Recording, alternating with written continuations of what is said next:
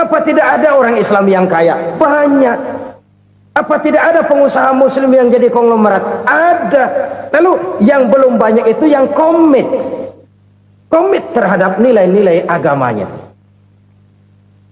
Akhirnya kita jatuh jadi umat yang lemah. Belum ada pengusaha konglomerat muslim buka pabrik supermi cap beduk misalnya umpamanya atau pabrik kecap cap sorban supaya identitas keislamannya sedikit kelihatan. Kita jatuh jadi umat yang lemah karena potensi tidak terinventarisir dengan baik. Kita ini ibarat kompor yang cuma matengin nasi orang lain. Potensi kita dimanfaatkan oleh orang lain. Ukhuwah Islamiyah kita baru terbatas kepada silaturahmi. Ukhuwah di bidang ekonomi kita lemah, ukhuwah di bidang kebudayaan kita lemah, apalagi ukhuwah di bidang politik kita lebih rapuh lagi. Padahal ukhuwah itu adalah totalitas kehidupan manusia, menyangkut ipolek sosbud, memerlukan nilai-nilai ukhuwah. Jadi oleh karena itu mari kita menyadari di dalam harta kita, walaupun kita yang cari pergi pagi pulang sore peras keringat banting tulang, di sana ada harta anak yatim, di sana ada hak masjid, di sana ada hak pesantren, di sana ada hak jihad. Berbahagialah seseorang apabila dia oleh Allah dijadikan keran itu menyimpan air, tapi tidak untuk dirinya, tapi disalurkannya kepada mereka yang memang memerlukannya. Saudara-saudara kaum muslimin rahimakumullah, ini yang pertama. Jadi perbendaharaan surga adalah menyembunyikan sedekah. Orang lain nggak tahu, kita pun nggak pernah ngitung-ngitung. Kita anggap lewat begitu saja, padahal itu deposit akhirat. Satu, selalu berusaha menyimpan sesuatu yang bisa membawa manfaat, baik untuk dirinya, untuk anak cucunya, maupun untuk keluarganya, untuk masa kini dan masa depannya. Kadang simpanan itu berbentuk uang, kadang berupa tanah, lain saat berbentuk pabrik, dan lain sebagainya. Sementara masa depan yang paling pasti adalah akhirat. Jika untuk masa depan dunia kita rela memeras keringat, membanting tulang, pergi pagi dan pulang petang, menyimpan uang, menyimpan tanah, menyimpan pabrik, pernahkah kita merenung jika satu saat kiamat datang, kita dibangkitkan dari kubur masing-masing, berdiri di padang mahsyar untuk mempertanggungjawabkan seluruh kegiatan hidup kita di dunia ini, lalu kita akan menuju ke alam akhirat. Sudahkah kita mempunyai simpanan untuk akhirat kita? Pada pertemuan kali ini saya ingin menyampaikan sebuah hadis di mana Rasulullah sallallahu alaihi wasallam bersabda, arba'un min kanzil jannah. Simpanan sorga ada 4 macam. Yang pertama, ikhfa'us sadaqah, menyembunyikan sedekah. Saudara-saudara kaum muslimin, sebagaimana yang kita maklum bahwa Allah subhanahu wa ta'ala melebihkan sebagian rezeki dari kita terhadap yang lain. Ada yang kaya, ada yang setengah kaya, ada yang miskin, ada yang setengah miskin, dan selanjutnya. Ada yang gajinya kecil tapi penghasilannya gede. Ada yang penghasilannya gede tapi nggak punya gaji. Ada juga yang memang gajinya gede dan penghasilannya gede. Kelebihan rezeki merupakan sunnatullah dan tidak harus membuat kita merasa lebih dari yang lain. Bahkan sebaliknya, kelebihan itu harus membuat kita ringan tangan untuk menolong mereka yang memang memerlukan pertolongan. Kalau saudara diberikan ilmu, maka pertanyaan akhirat cuma satu: ilmumu kau amalkan untuk apa? Kalau saudara diberikan umur yang panjang, pengadilan akhirat juga bertanya satu: umurmu kau habiskan di mana? Tapi kalau saudara diberikan harta, Pengadilan akhirat akan bertanya dua. Hartamu kau dapat dari mana? Kau belanjakan kemana? Dari mananya ditanya dan kemananya juga ditanya. Oleh karena kita akan dimintakan pertanggungan jawab, maka amanah yang bernama harta ini harus kita gunakan dengan sebaik-baiknya. Ada penggunaan yang merupakan kewajiban, itu zakat namanya. Ada penggunaan yang sewaktu-waktu, itu infak namanya. Ada yang lebih sewaktu-waktu lagi, dan itu sedekah namanya. Zakat dia terikat oleh haul dan nisab, oleh putaran batas waktu dan ukuran dari harta itu sendiri. Sedangkan infak terikat oleh situasi dan kondisi perekonomian seseorang. Sedangkan sedekah tidak terikat dengan apapun. Dalam kondisi seperti apapun kita bisa melakukan sedekah dengan yang terkecil sekalipun. Sampai-sampai Rasulullah sallallahu alaihi wasallam mengajarkan, la tahqiranna minal ma'rufi syai'an walau an talqa akhaka biwajhin talik. Atau ada hadis, tabassumuka fi wajhi akhika laka sedekah. Senyumanmu kepada temanmu adalah sedekah. Jadi untuk melakukan sedekah tidak harus dalam berbentuk uang. Dengan ilmu kita bisa sedekah, dengan tenaga kita bisa bersedekah, dengan pikiran kita bisa bersedekah, bahkan senyum kepada teman itu pun sedekah. Jadi kalau sedekah dengan uang memang belum punya uang, nyengir aja banyakin. Itu asal pada tempatnya, jangan lalu ketemu tiang listrik cengengesan. Tentu tidak pada tempatnya dan tidak wajar. Nah, sedekah yang paling dicintai Allah adalah sedekah yang disembunyikan. Artinya jauh dari sifat riya. Kan kadang-kadang ada orang sedekah itu disebutkan namanya. Apa tidak bagus? Kalau memang niatnya ikhlas, ya bagus-bagus saja. Untuk memberikan sugesti kepada yang lain. Si Fulan bin Fulan nyumbang sekian, diumumkan. Boleh kalau niatnya untuk memberikan rangsangan kepada yang lain supaya dia menyumbang lebih besar dari orang tadi. Tapi kalau itu mendatangkan riya, maka sedekah yang paling dicintai Allah adalah sedekah yang disembunyikan. Tangan kiri saja tidak tahu apa yang diberikan oleh tangan kanan. Sedekah yang dilakukan dengan ikhlas akan merupakan perbendaharaan surga, tersembunyi dari pandangan orang lain, tidak seorang pun tahu. Karena memang sikap yang baik adalah melupakan kebaikan dan mengingat kesalahan. Itu salah satu ciri orang bahagia. Orang yang selalu mengingat kesalahannya dan berusaha melupakan segala kebaikannya. Kalau dia akan berada kebaikan, dia tidak bisa ikut, dia merasa rugi karena dia merasa belum pernah berbuat baik. Tapi kalau akan melakukan kesalahan baru, dia ingat kesalahan yang sudah-sudah, sehingga terhalang baginya untuk melakukan satu kesalahan baru.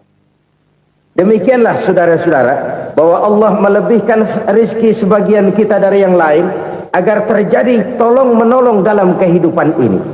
Jadi kesenjangan yang nature, kesenjangan yang alami, itu sunnatullah. Ada yang kaya, ada yang miskin, ada yang kelas menengah. Nah, kenapa lalu sekarang kita berusaha mengentaskan kemiskinan? Oleh karena adanya kesenjangan struktural.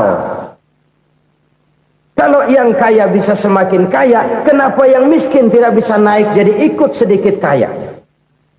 Sebab pada dasarnya Islam adalah agama yang sejak turunnya sudah berupaya memerangi kemiskinan. Bahkan dikatakan kemiskinan itu mendekatkan kepada kekufuran. Orang kalau miskin udah dekat banget sama kafir. Gampang menjadi kafir. Berapa banyak saudara-saudara kita yang oleh karena soal perut, oleh karena soal materi, terpaksa meninggalkan dan menanggalkan akidahnya. Menjual petunjuk yang diberikan Allah dengan kesenangan dunia yang cuma sebentar ini. Na'udzubillah, thumma na'udzubillah. Jadi makin kita sembunyikan satu sedekah, semakin banyak perbendaharaan kita di surga. Sedekah yang paling dicintai Allah adalah sedekah yang disembunyikan. Malahan ada seorang sufi, Dia punya kebiasaan kalau pergi sholat Jumat dia bawa uang, itu uang dia taruh di bawah tikar masjid. Dia niat sedekah kepada siapa saja yang nemuin itu duit. Maksudnya apa? Supaya yang nemuin nggak tahu siapa yang punya duit. Demikian dia saking ingin menyembunyikan sedekahnya. Karena sifat ria itu bisa memakan amal kita sendiri. Ria itu termasuk menyebut-nyebut kebaikan kita. Orang yang suka nepuk dada, sedikit-sedikit ngitungnya kalau nggak gua. Tuh kalau nggak gua tuh yang belas itu kalau nggak gua. Iya kalau nggak lu kenapa emang? Orang yang suka menepuk jasad, tuh biasanya memang begitu saudara-saudara. Kalau perang lagi berkecamuk, orang nggak sempat ngaku jadi pahlawan. Tapi begitu perang selesai, yang kagak kenal bedil ngaku pahlawan, mas.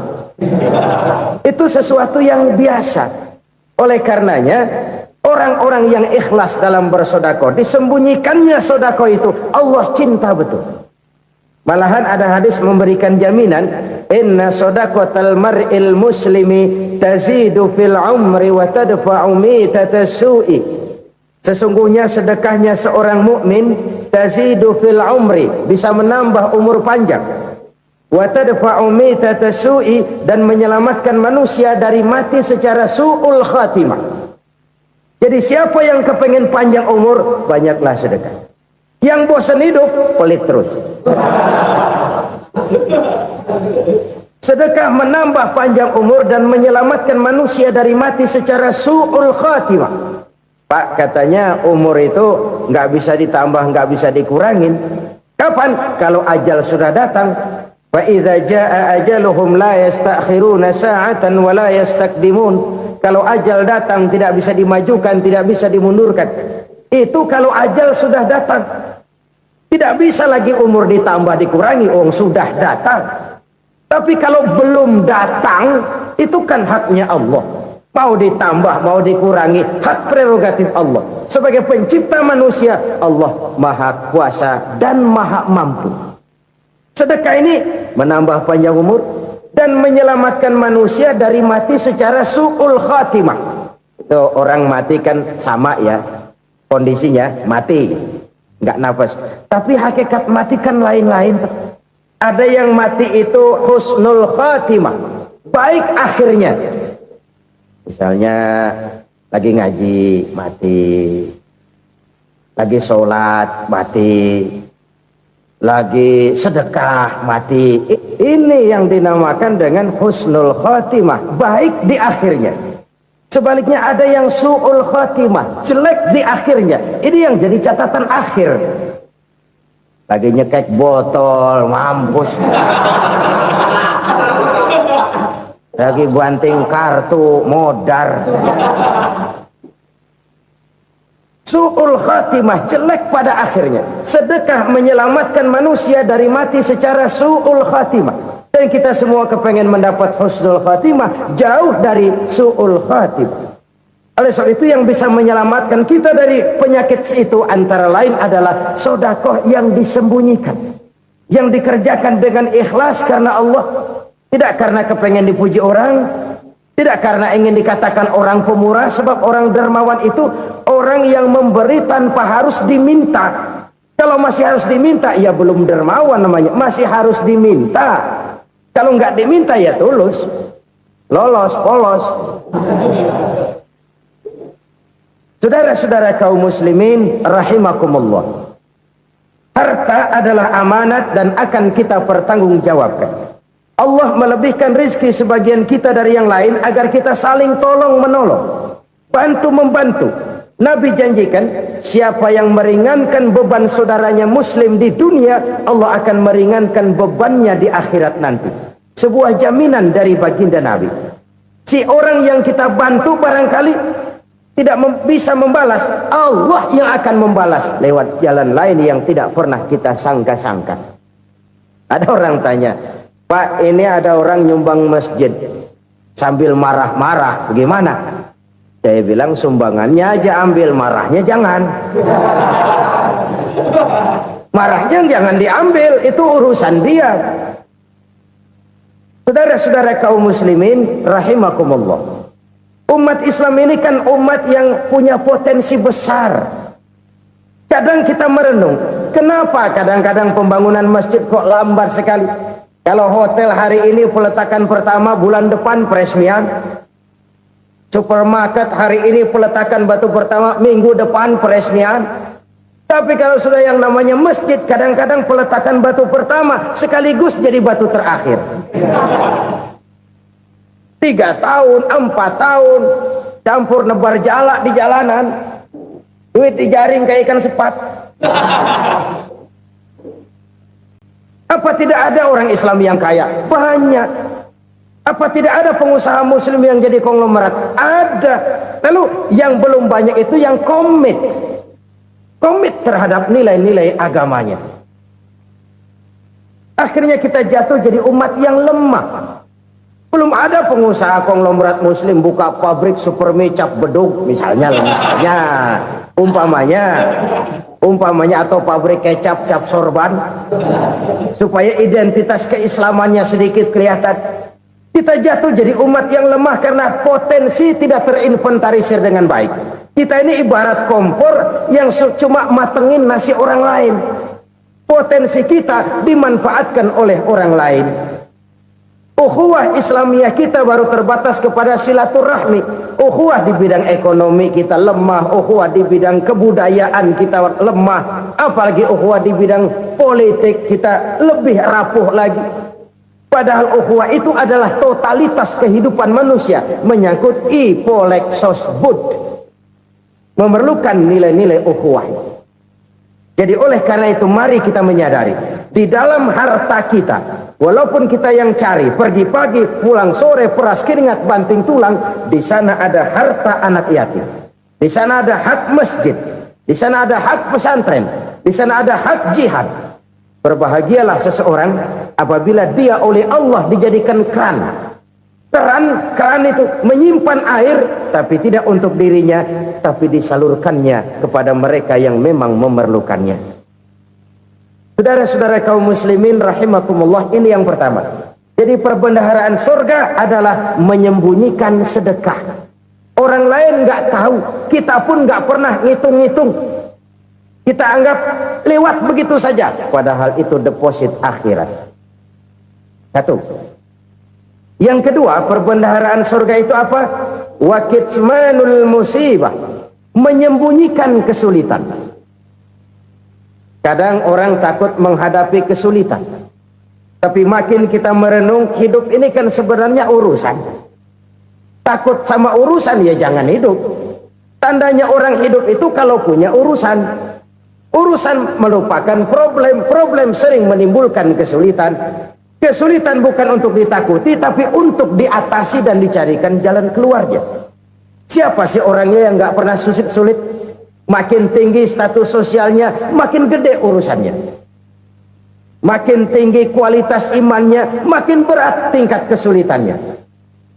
Cuma memang yang namanya enak itu seperti pelangi. Biang lala itu nggak pernah di atas kepala kita, di atas kepala orang melulu. Lu sih enak lu, kata kita. Dia juga bilang yang enak kan lu. Pelangi itu nggak pernah di atas kepala kita. Kata tukang beca, aduh enak ya naik Mercy. Kata tukang beca, apa yang di dalam mobil Mercy? Aduh enak bener tukang beca, di jok ngeringkuk ngorok pulas bener. Saya kamar pakai AC sejuk, tempat tidur sutra empuk, alga spring bed, gula kulik nggak bisa pulas kalau belum minum Valium, belum tidur. Enak bener tukang beca, di jok ngorok nggak tahu wetan kulon. Si tukang beca bilang yang di Mercy enak, yang di Mercy bilang tukang beca enak. Inilah enak, nggak pernah di atas kepala kita, di atas kepala orang lain melulu enak itu. Nah saudara-saudara, yang merupakan perbendaharaan surga itu orang yang bisa menyembunyikan kesulitan, baik pribadi ataupun rumah tangga. Nih terutama rumah tangga yang jadi soalnya. Kadang-kadang kita ini kalau senang, sebaliknya kalau senang kita diam, kalem aja, cuek. Banyak banget duit kita bawaan, diam aja udah. Malah ketemu orang takut. Tapi begitu susah, sekampung tahu. Padahal Nabi mengajarkan perbendaharaan surga itu menyembunyikan musibah, menyembunyikan kesulitan. Kalau enak, cerita sama orang-orang. Kalau nggak enak, rasain sendiri, tekan sendiri, atasin sendiri. Kita kan sebaliknya. Senang kita diam, asal lagi susah, paling tidak kita nyari teman buat cerita kesusahan. Siapa orangnya yang nggak pernah susah? Cuma soalnya bagaimana kita mengatasi kesusahan itu sendiri. Begitu juga misalnya kalau orang sudah berumah tangga, itu orang tuanya harus menjadi tempat dia cerita yang enak-enak saja. Yang nggak enak rasain berdua, selesaikan berdua, atasin berdua. Jangan dibalik. Asal senang diam, giliran susah saja. Maknya laporan. Terbalik. Bisa menjaga security informasi. Maka nama bayam keluar diam, malah seluitan. Enak amat lo makan daging ayam. Security informasi. Saudara-saudara kaum muslimin rahimakumullah.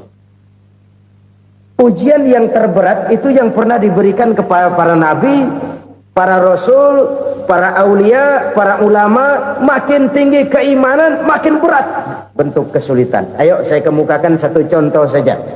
Ada seorang nabi yang kaya, nabi kaya, namanya Nabi Ayub. Iblis kalau orang begini kan keki, ibadahnya rajin, kaya. Yang kayak begini susah digodain. Kalau ibadahnya rajin, miskin, enggali bisa disogok. Sini imannya mantap, ibadahnya rajin, kaya, nabi lagi. Oh, tapi namanya iblis nggak kurang akal. Laporan, Tuhan, kenapa les? Ya ini bahasa saya, bahasa Qurannya sih nggak gitu. Itu hambamu yang namanya Ayub, dia rajin ibadah cuma karena dikasih kaya aja. Coba kasih miskin dia, berhenti dia sembahyang. Ah, kamu bisa aja. Saya tahu Ayub itu hambaku yang ikhlas. Saya buktiin Tuhan, silahkan. Dibuktiinlah, iblis turun ke alamin. Yang mula-mula dia lakukan, dia rusak sawah ladang Nabi Ayub. Dia binasakan binatang ternak Nabi Ayub. Sehingga dalam waktu singkat, jatuhlah Nabi Ayub dari orang paling kaya jadi orang paling miskin. Beliau masih ibadah di mihrab dalam masjid. Datang iblis. Saudara Ayub, ya, lagi ngapain? Ibadah. Nyembah Allah, nyembah Allah. Oh, percuma. Kenapa? Tuhan yang ente sembah nih, dia udah bikin miskin ente. Sawah ladang ente hancur lebur, binatang ternak binasa. Sekarang ente jadi orang paling miskin. Ngapain nyembah Tuhan kayak begitu? Tekor. Udah berhenti dah ibadah, berhenti ibadah. Ini iblis sama Tuhan laporannya lain, yang dikerjakan kepada Nabi Ayub juga lain. Benar begitu iblis kata Nabi Ayub? Iya, sawah ladang saya habis, buras. Binatang ternak saya binasa, binasa. Saya miskin, bangpak. Apa jawab Nabi Ayub? Bukan innalillahi, ini hebat. Alhamdulillahillazi a'tani wa akhza minni. Segala puji bagi Allah yang telah memberikan harta kepada saya dan sekarang mengambilnya lagi. Alhamdulillah. Allah yang ngasih, Allah yang ambil. Itu mah urusan Allah. Iblis cuman ibadah jalan terus, sujud lagi Nabi Ayub. Iblis seleher gondok banget. Dasar Nabi nggak mempan dia apa-apain. Miskin malah alhamdulillah. Allah yang ngasih, Allah yang ngambil. Jadi kalau kita tidak komit, kita tidak terikat kepada kaya, miskin, senang, susah, apa yang bisa bikin kita susah? Jadikan kekayaan, kemiskinan, jadikan senang, susah sebagai anak buah yang bisa kita atur. Jangan kekayaan ngatur kita, jangan kemiskinan ngatur kita. Kita yang harus mengatur mereka. Senang, susah, kaya, miskin, bahagia, sengsara, jadikan itu anak buah yang bisa kita atur. Kalau sekarang kita kaya, lain saat boleh jadi kita miskin, semiskin-miskinnya. Allah yang ngasih, Allah yang ngambil. Tenaga mana yang bisa menghalangi? Ibadah jalan terus. Iblis makin gondok. Dasar nabi loh. Akhirnya apa? Nabi Ayub dikerjain, diberikan penyakit. Demikian fatal penyakitnya. Bayangin, udah miskin sakit. Masya Allah. Miskin sakit. Sakitnya nggak lama, kira-kira 16 tahun. Istrinya 3, 2 mental minta ceraiin. Ngerawatin laki bengek begini. Senang belum tentu, susah udah pasti nih. Cerai aja, cerai dah. Cerai. Tinggal satu Siti Rahmah yang setia menemani beliau. Sesetia-setianya hati perempuan. Satu saat Siti Rahmah bilang, "Bang, iya, abang kan Nabi, Bang. Lalu, namanya Nabi kan doanya jarang meleset, Bang. Maksud kamu minta kenapa sih sama Tuhan biar abang sembuh baik dah, Bang?" Siti Rahmah, "Iya. Saya sakit berapa tahun sih dah? 16 tahun, Bang. Sebelum ini saya sehat berapa tahun? Ya kira-kira 60 tahun, Bang. Nah, coba ente banding-bandingin, Rahmah. Saya dikasih sehat 60 tahun, dikasih sakit 16 tahun. Sudah nggak sabar mau doa kepada Allah minta sembuh. Saya malu kepada Allah. Diuji dengan yang luar biasa seperti ini, tidak mengganggu stabilitas kehambaannya. Dia tetap menghamba kepada Allah Subhanahu wa ta'ala. Saudara-saudara kaum muslimin rahimakumullah. Kunci menghadapi kesulitan itu apa? Allah jelaskan dalam satu ayat, wa basyiris sabirin alladzina iza asabathum musibah qalu inna lillahi wa inna ilaihi raji'un. Gembirakan orang-orang yang sabar. Siapa mereka itu? Yang apabila mendapat musibah mereka kembali kepada keyakinan dasar, segalanya dari Allah dan segalanya akan kembali kepada Allah. Ini konsepsi dasar dari sikap muslim dalam menghadapi berbagai kesulitan. Segalanya dari Allah, segalanya akan kembali kepada Allah. Kalau ini sudah kondisi dasarnya, maka kita akan lapang menghadapi kenyataan bagaimanapun pahitnya. Apakah itu namanya miskin, apakah itu namanya sakit, bahkan maut sekalipun. Maut sekalipun. Segalanya dari Allah, segalanya akan kembali kepada Allah. Ini sikap hidup, bukan sekedar ucapan. Kita kadang-kadang menjadikannya sebagai ucapan. Mulutnya sehingga berhenti, innalillahi wa inna ilaihi raji'un, tapi nangisnya terus gerung-gerungan. Bukan itu, ini kesadaran moral. Kalau segalanya dari Allah, segalanya kembali kepada Allah, kan sebenarnya cuma nunggu giliran. Hari ini saya nyembayangin dia, entah hari apa saya disembayangin orang. Hari ini saya antar dia ke kubur, entah hari apa orang nganterin saya ke kubur. Hari ini saya tahlilkan dia, entah nanti kapan orang tahlilkan saya. Segalanya dari Allah, segalanya akan kembali juga kepada Allah. Oleh sebab itu saudara-saudara, kesulitan bukan untuk ditakuti. Kesulitan justru untuk diatasi, dicarikan jalan keluarnya. Dan tidak ada orang yang tidak pernah mendapat kesulitan. Tidak ada. Semakin tinggi status sosial, semakin tinggi kualitas keimanan, semakin besar juga tingkat kesulitan. Hanya saja bagaimana cara kita mengatasinya. Dan Al-Quran menyatakan, inna ma'al usri yusra. Di balik kesulitan itu pasti ada kemudahan. Roda itu berputar. Karena itu Rasulullah Shallallahu Alaihi Wasallam mengingatkan kepada kita, ta'arraf ilallahi firraha ya'rifka fisyiddah. Ingatlah kepada Allah di waktu kamu senang, supaya Allah ingat kepada kamu di waktu kamu susah. Kalau waktu senang kita ingat kepada Allah, kita susah, Allah tidak akan meninggalkan kita. Tapi kalau waktu senang kita jauh dari Allah, sujud tidak sempat, dengan masjid jauh, ketika senang kita lupakan Allah. Nanti begitu kita susah, Allah lupakan kita. Dan itu menyakitkan. Oleh karena itu orang-orang tua kita dulu bilang, kalau lagi sehat ingat-ingat lu bakal sakit nanti.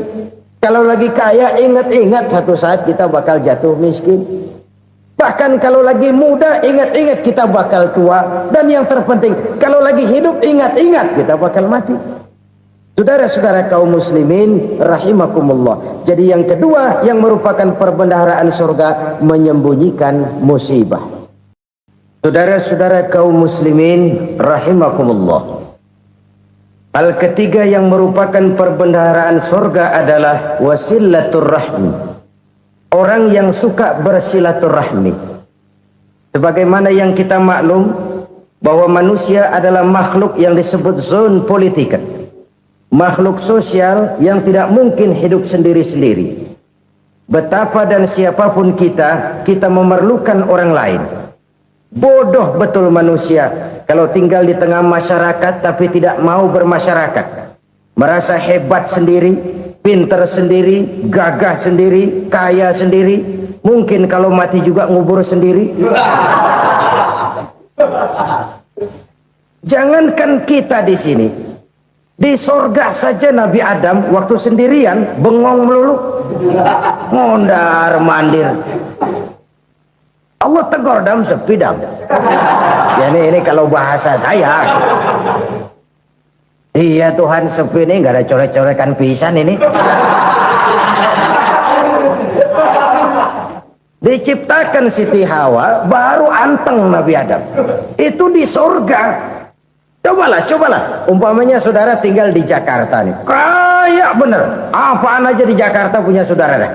Jembatan Semanggi ambil. Monas buntel bawa pulang. Hotel-hotel ambil semua. Cuman tinggal di Jakarta sendirian, apa enaknya? Betapa dan siapapun kita perlu orang lain. Tidak ada seorang pun yang bisa memenuhi kebutuhan hidupnya secara sendiri-sendiri. Nah, Islam telah menyelamatkan manusia dari ras diskriminasi. Mengikat manusia dengan persaudaraan yang berlandaskan kepada akidah. Karena itu dianjurkan bersilaturahmi. Bahkan Nabi menyatakan, man arada ayyubsata lahu fi rizqihi wa yunsa'a fi atharihi falyasil rahimah. Siapa yang kepengen diluaskan rezekinya dan dipanjangkan usianya, banyaklah ia bersilaturahmi. Siapa yang kepengen dimudahkan rezekinya, hendaknya ia banyak bersilaturahmi. Kalau banyak teman, kesulitan kan paling tidak ada tempat cerita. Udah susah, sendirian kita pikirin diri, nggak ada tempat tukar pikiran. Cepet banget sama bengek. Dilawan sendiri. Nah, secara makro kita bisa berkata, tidak mungkin ada kemenangan kalau tidak ada kekuatan. Tidak ada kekuatan kalau tidak ada kesatuan dan persatuan. Tidak mungkin ada kesatuan dan persatuan tanpa semangat silaturahmi. Kalau umat Islam mau menang, dia harus kuat. Kalau umat Islam mau kuat, dia harus bersatu. Kalau umat Islam mau bersatu, dia harus membudayakan silaturahmi ini. Bahkan sampai-sampai kata Nabi, kalau bisa cari nilai tambah. Apa? Silman qata'ak. Bersilaturahmilah kau kepada orang yang marah denganmu. Masya Allah, indahnya ajaran agama kita. Orang yang marah pun kepada kita, kata Nabi, kalau bisa bersilaturahmilah kepadanya, kepada orang yang marah itu. Di situ nilai tambah. Cuman jujur nih hadis, ngucapinnya gampang, ngamalinnya yang berat banget. Orang marah sama kita disuruh silaturahmi, ada apa malu? Lu marah, ada gue marahan lagi. Gue pikirin. Saudara-saudara kaum muslimin rahimakumullah. Tapi ini yang diajarkan, bahkan ini yang dicontohkan oleh baginda Rasul. Bagaimana begitu mudah, misalnya satu saat Abu Jahal ini ngatur strategi bagaimana bikin Muhammad celaka. Dia gali lubang di depan tempat tidurnya. Dia tutupin daun korma. Terus dia panggil seseorang, ke sini. Kasih tahu Muhammad, pamannya sakit keras, minta ditengokin. Berangkat orang ini ke sana. Muhammad, labbaik. Pamanmu sakit keras, dia minta ditengokin. Baik, saya akan datang menjenguk beliau. Berangkatlah Nabi ke rumah Abu Jahal tanpa prasangka apapun. Abu Jahal udah pasang selimut, 3 rangkap setengah dia pakai, persis kayak orang meriang. Tapi sembari ngintip dari balik selimut, begitu Muhammad buka pintu, nah masuk perangkap nih. Muhammad jalan menuju tempat pembaringan. Makin lama makin dekat, makin lama makin dekat, makin dekat ke lubang yang dipasang oleh Abu Jahal itu. Dalam hati Abu Jahal, terus dah jatuh, mampus dah lo ini, mampus lo hari ini nih. Apa yang terjadi? Malaikat Jibril datang. Muhammad, pamanmu cuma pura-pura sakit. Di depan tempat tidurnya ada lubang perangkap supaya kamu jatuh ke situ. Sudah, kamu pulang. Balik kanan Nabi. Sudah hampir jatuh ke lubang, balik kanan, pulang. Bayangin kecewanya Abu Jahal. Muhammad dikit lagi, Muhammad dikit lagi. Enggak, paman, saya pulang aja. Emosi, bangun dari tempat tidur, enggak sadar kalau lagi pura-pura sakit. Lompat ngejar Nabi, dia lupa dengan lubang yang dia gali. Pusrak, nyemplung sendiri ke dalam lubang.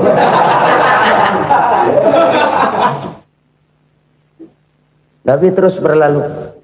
Ini terjadi keanehan. Jatuh ke lubang yang dia gali itu sebenarnya nggak terlalu dalam ya, antara 3-4 meteran lah. Tolong, saya jatuh ke lubang ini. Datanglah pelayan-pelayannya itu.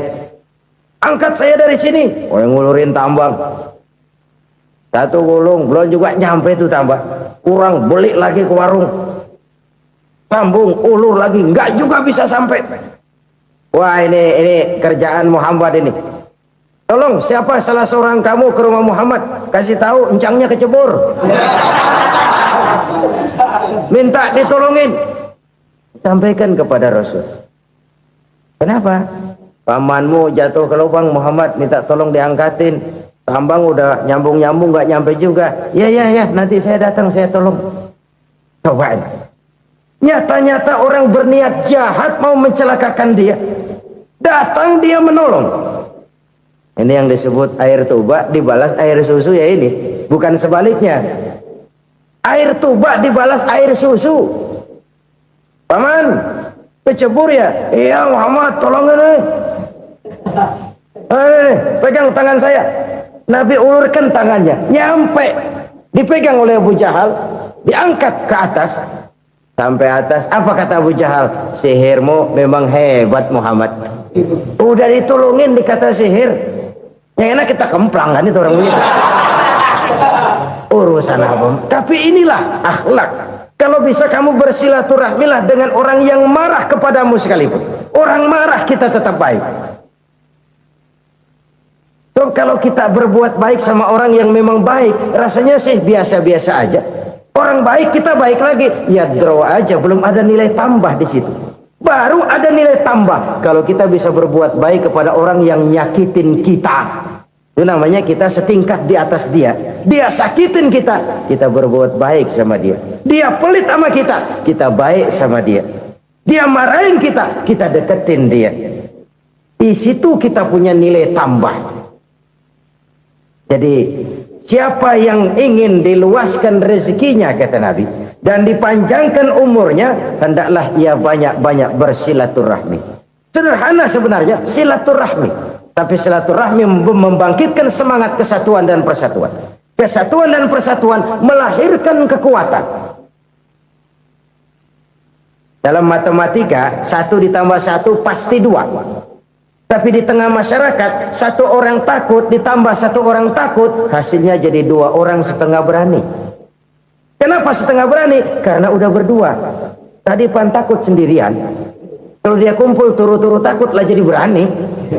Kita yang lemah, kita yang tidak berdaya, kita yang miskin, kalau mau kompak bersatu, apa yang nggak bisa kita kerjain? Apalagi tinggal di kota besar, pilihan cuma 2. Bertahan atau minggir. Bertahan atau minggir. Untuk bisa bertahan harus mampu bersaing. Untuk mampu bersaing harus punya keahlian. Keahlian harus ditunjang dengan pendidikan, ditambah oleh kekompakan sebagai umat. Udah miskin mencar mulu, orang injek kita. Orang nggak pandang urusan apa malu. Oleh karena itu silaturahmi pada hakikatnya merupakan roh dari ukhuwah yang diajarkan oleh agama kita. Bagaimana Islam menyelamatkan masyarakat manusia dari ras diskriminasi, mengikat manusia, dan tidak ada persaudaraan yang lebih indah selain persaudaraan yang diikat dengan nilai-nilai akidah. Sepanjang orang di jalan Allah, itulah saudara kita. Keluar dia dari jalan Allah, selesailah persaudaraan sampai di situ. Karena itu, kalau ingin menyimpan sesuatu di surga, banyaklah bersilaturahmi. Datang ke rumah ini, datang ke rumah itu, dan lain sebagainya. Itu simpanan kita di akhirat nanti. Ini yang ketiga. Saudara-saudara, yang keempat, perbendaharaan surga itu apa? Wa qawlu la hawla wa la quwwata illa billah. Ucapan la hawla wa la quwwata illa billah. Ibadah kan ada yang berat, modalnya besar.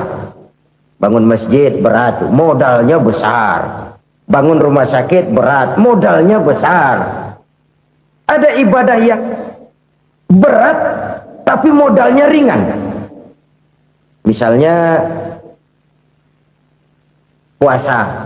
Puasa itu berat, mengendalikan nafsu. Kalau sekedar nggak makan nggak minum sih enteng, mengendalikan nafsu itu jihad terbesar. Tapi kan modalnya ringan, cuma niat saja. Ini ibadah berat, modalnya ringan. Ada ibadah yang ringan, modalnya juga enteng. Seperti termasuk ucapan la haula wa la quwwata illa billah. Tanpa sadar, la haula wa la quwwata illa billah. Nyelengin tuh di surga. Nyelengin, kita nggak terasa. Nyelengin simpenan akhirat. La haula wa la quwwata illa billah. Nyimpan lagi. Kaget, la haula wa la quwwata illa billah. Nyimpan lagi. Banyak simpenan. Walaupun sebenarnya yang dimaksud di sini adalah kesadaran batin bahwa tidak ada daya dan kekuatan kecuali Allah. Itu intinya. Kita memulai pekerjaan disunahkan baca bismillah, kan begitu? Apa itu? Kesadaran moral bahwa ini saya bisa kerjakan. Saya kerjakan ini dengan menyebut nama Allah. Kenapa? Kalau Allah tidak memberikan daya dan kekuatan, mana mampu saya kerjakan ini. Maka saya kerjakan ini dengan menyebut nama Allah. Bismillah. Kesadaran moral. Manusia hanya wajib berusaha, tapi nggak pernah wajib berhasil. Banyak hal-hal yang kalau kita renungkan secara rasio nggak mungkin, tapi jadi kenyataan. La haula wa la quwwata illa billah. Tidak ada daya dan kekuatan kecuali bagi Allah semata-mata. Kesadaran moral akan kelemahan dan keterbatasan makhluk bernama manusia. Kadang kita kagum dengan otak, tapi kita sering lupa sama yang bikin otak. Padahal bagaimanapun hebatnya otak, yang bikin otak pasti lebih hebat dari otak. Nggak percaya, silahkan otak-otakan. Inilah kecenderungan. Kita kagum dengan pesawat-pesawat mutakhir, bukan main besi gede banget terbang itu. Alangkah hebatnya. Lalu apa yang bikin otak tidak lebih hebat dari itu semua? Kita puji laut. Apa yang bikin laut tidak lebih hebat dari laut itu? La haula wa la quwwata illa billah. Tidak ada daya dan kekuatan kecuali Allah. Apa yang bisa kita lakukan kalau tidak karena daya dan kemampuan yang diberikan oleh Allah kepada kita? Lahirlah sikap tawadu, rendah hati, tidak melonjak menjadi angkuh dan sombong, sadar akan kelemahan dan keterbatasan diri sebagai makhluk yang diciptakan oleh Allah Subhanahu wa taala. Jadi satu sisi ini ucapan yang berpahala, la haula, jadi wiridan. Pada sisi lain ini kesadaran moral, sikap mental, kesadaran batin bahwa yang punya daya dan kekuatan itu cuma Allah. Kita nggak pantas untuk sombong, sebab sombong itu pakaiannya Allah. Kita nggak sedang pakai pakaian Allah, kegedean. Dan makin kita renungi, makin terbentur. Apa sih yang bisa kita sombongin? Kita mau sombong apa? Kaya, pintar, itu kan semua relatif. Di atas langit masih ada langit lagi. Jadi oleh karenanya, marilah kita menyadari, manusia hanya wajib berusaha, tapi tidak pernah wajib berhasil. Yang berusaha saja tidak wajib berhasil, apalagi yang tidak berusaha.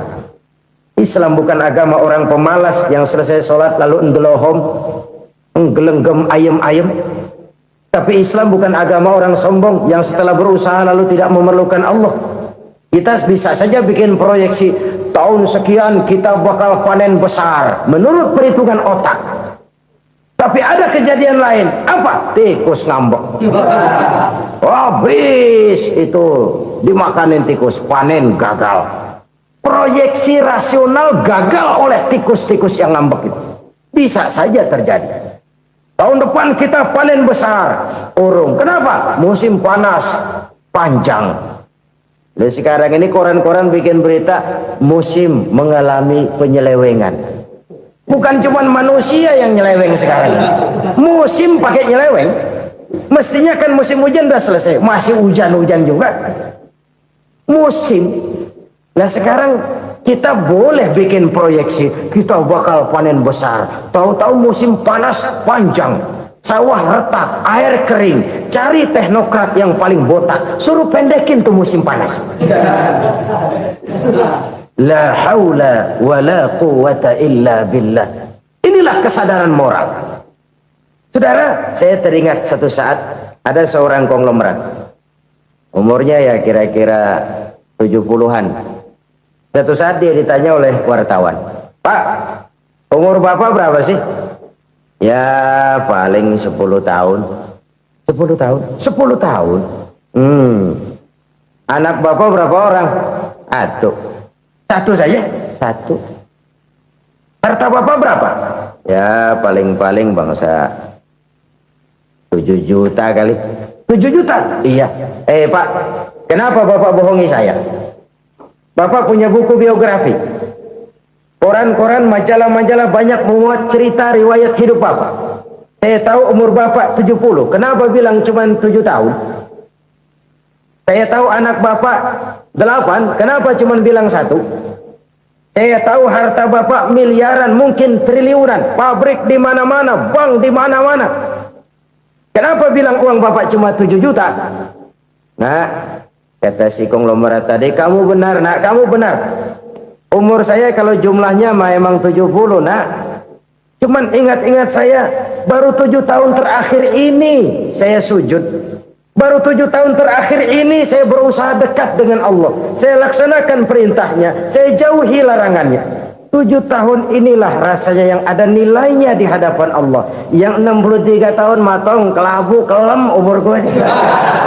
Habis untuk maksiat, untuk munkarat. Maka ketika ditanya tadi, umur saya 7 tahun itu. Oh begitu Pak. Oh iya. Lalu anak Pak, anak Bapak kan 8. Kenapa bilang cuma 1? Nah, kalau jumlah hitungannya memang anak saya 8. Tapi dari 8 orang ini rasanya cuma 1 nih yang bakal jadi buah hati, belahan jantung, pelanjut cerita, penerus sejarah, bakal jadi anak soleh yang akan mendoakan saya. Cuma 1 rasanya anak saya ini yang bakal jadi buah hati saya, besar-besaran saya, yang akan mendoakan di kubur saya, yang akan mendoakan di akhirat saya.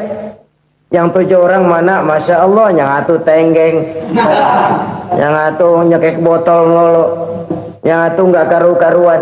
Makanya saya bilang 1 anak saya yang akan bisa mendoakan saya. Oh begitu Pak. Iya. Nah harta Pak, harta Bapak kan triliunan. Pabrik Bapak di mana-mana. Uang Bapak hampir di tiap bank-bank besar. Kenapa bilang cuma 7 juta?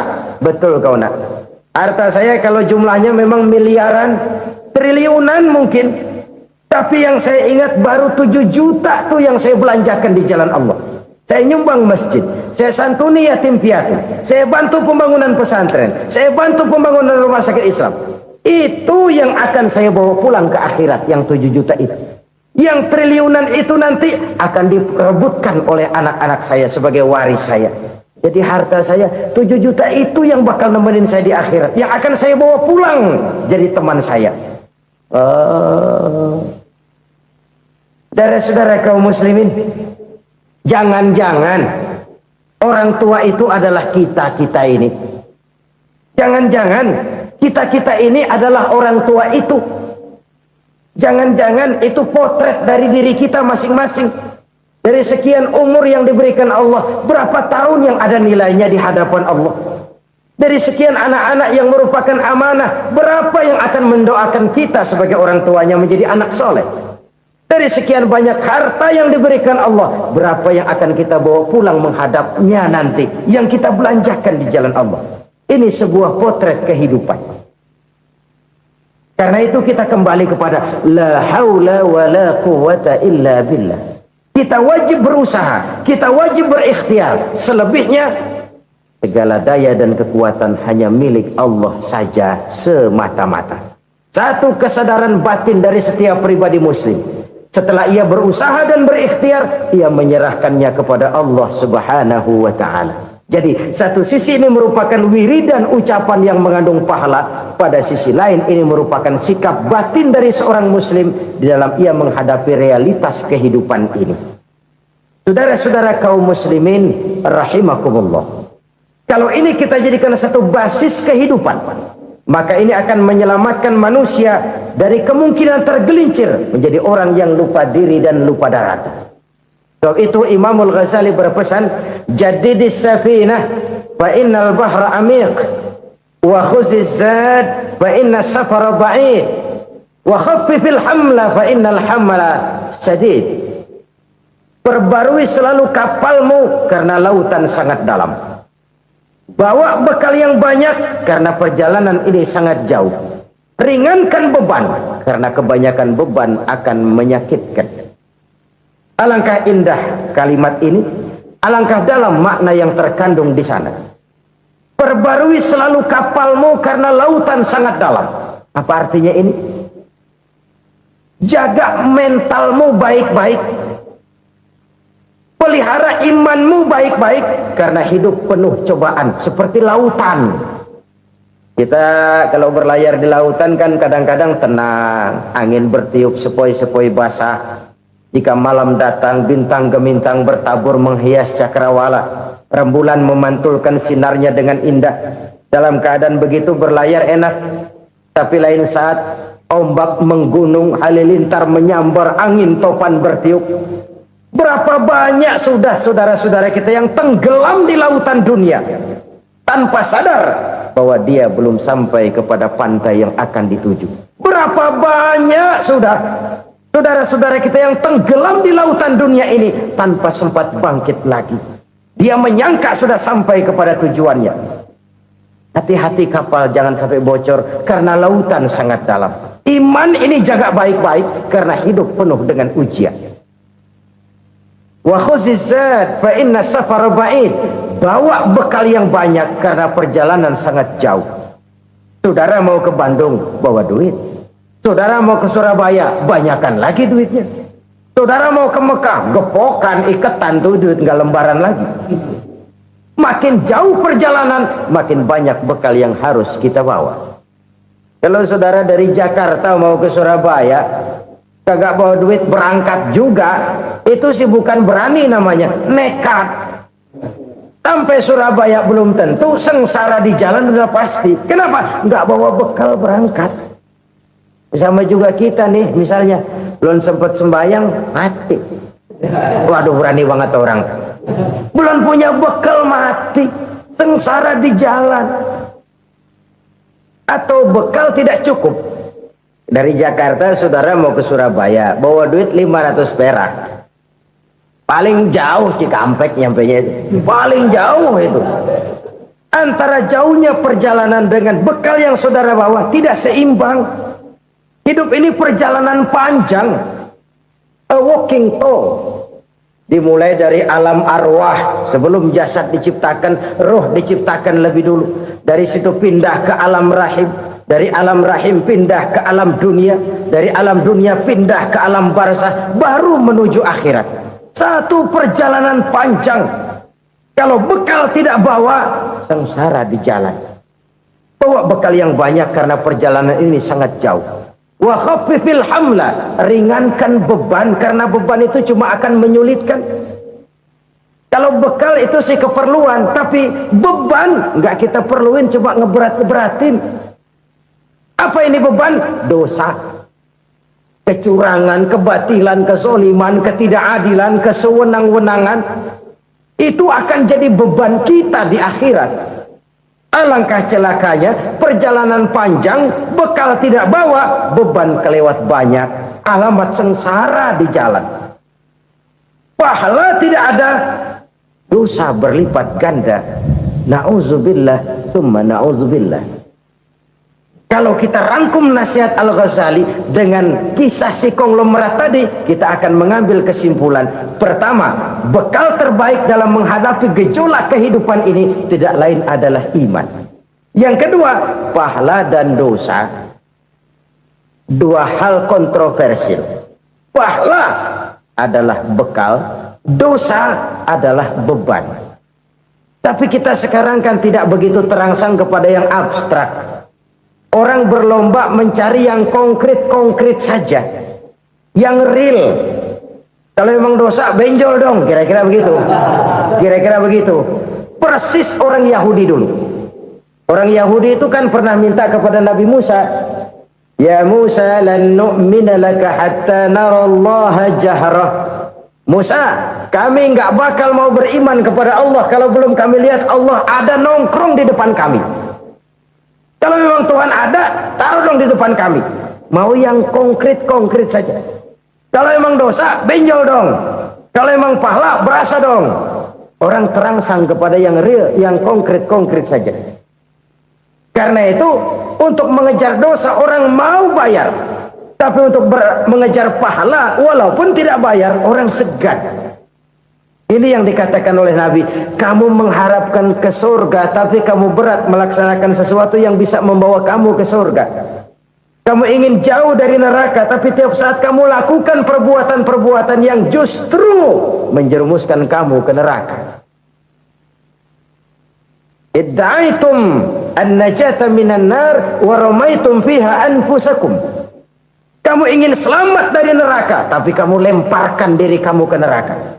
Kamu ingin masuk surga, tapi berat sekali kamu melakukan perbuatan-perbuatan yang bisa menyampaikan kamu di surga. Saudara-saudara kaum muslimin rahimakumullah. Jadi hal keempat yang merupakan perbendaharaan surga adalah la haula wa la quwata illa billah. Satu sisi ini merupakan ucapan yang memperberat timbangan akhirat. Pada sisi lain ini merupakan sikap hidup seorang muslim. Kesadaran batin yang sangat dalam bahwa tidak ada daya dan kekuatan kecuali Allah. Dan itu kita simbolkan pada saat memulai pekerjaan dengan Bismillah, dengan menyebut nama Allah. Satu kesadaran moral, saya hanya bisa melakukan ini karena diberikan daya dan kekuatan oleh Allah. Lahirlah sikap tawadu, rendah hati, tidak melonjak menjadi angkuh dan sombong. Apabila datang kematian menimpa seseorang, datanglah kiamat baginya. Itu yang disebut dengan kiamat kecil. Hakikatnya mati adalah perpindahan dari kehidupan di dunia ini menuju kehidupan di alam barzakh. Menunggu kita di alam barzakh sampai datangnya saat kiamat. Entah 10 tahun, entah 100 tahun, entah 1000 tahun, hanya Allah saja yang maha tahu. Adapun orang-orang beriman yang melakukan amal kebajikan dalam kehidupan di dunia ini, masa penantian yang lama di alam barzakh buat mereka sebentar saja. Tetapi bagi orang-orang kafir yang ingkar, yang tidak beriman kepada Allah, yang hidup di dunia cuma menumpuk-numpuk dosa, tentu penantian di alam barzakh akan merupakan waktu yang sangat lama. Bukankah dalam kehidupan kita waktu itu memang relatif? Contoh misalnya, bagi pemuda-pemudi yang sedang duduk asyik memadu cinta, waktu 4-5 jam saja rasanya cuma 4-5 menit. Tenggelam oleh keasikan. Tapi buat orang yang berbaring di rumah sakit, meratap di balik-balik apa itu tembok derita kata lagu, di balik dinding-dinding penjara. Sehari bagai seminggu, seminggu rasa sebulan, sebulan boleh jadi rasa setahun. Penantian yang sangat lama. Kapan kiamat itu akan datang? Ini rahasia Allah. Jangankan kita yang orang awam, baginda Nabi sendiri tidak diberitahu oleh Allah kapan kiamat itu akan terjadi. Tetapi sungguh pun demikian, banyak hadis-hadis yang menjelaskan ciri atau tanda-tanda datangnya kiamat. Nah, kalau sudah bicara soal tanda, tanda kiamat itu ada dua. Pertama yang disebut alamatus sughra, tanda-tanda kecil. Ini waktunya masih ada tenggang. Ada yang dinamakan alamatul kubra, tanda-tanda besar, artinya kiamat sudah diambang pintu. Apa tanda-tanda kecil dari datangnya hari kiamat itu? Misalnya kata Nabi, apabila ilmu sudah diangkat oleh Allah, artinya apabila ulama sudah banyak wafat, minat orang belajar agama berkurang, lalu kebodohan nampak merajalela di mana-mana, zina dikerjakan secara terbuka, minuman-minuman keras jadi kebanggaan, itu termasuk di antara tanda-tanda kecil terjadinya hari kiamat. Apalagi misalnya iza waladatil ammatu rabbataha, apabila budak sudah melahirkan tuan. Apa maksudnya? Ada yang mentafsirkan apabila anak sudah bisa membudaki orang tuanya. Orang tua yang melahirkan dia, yang membesarkan dia, demi setelah si anak besar jadi orang berpangkat, bertitel, berharta, berkedudukan, jadilah orang tua itu budaknya. Sehingga sering dibilang kalau orang tua kaya, anak jadi raja. Tapi kalau anak yang kaya, orang tua sering jadi budak. Apalagi munculnya fitnah yang bergelombang, timbul perang antara dua bangsa yang besar, waktu berjalan terasa sangat pendek sekali. Itu merupakan tanda di antara tanda-tanda kiamat. Termasuk di dalamnya sulit membedakan mana laki, mana perempuan. Kan kalau tanda-tanda kayak begini sekarang sudah banyak kita lihat kan. Ulama banyak wafat, penggantinya sulit. Zina dikerjakan berterang-terangan, minuman keras jadi kebanggaan, banyak anak membudaki orang tuanya, sulit membedakan mana laki mana perempuan. Kadang-kadang dari belakang kita lihat perempuan bener, begitu kita colek nengok jenggotan.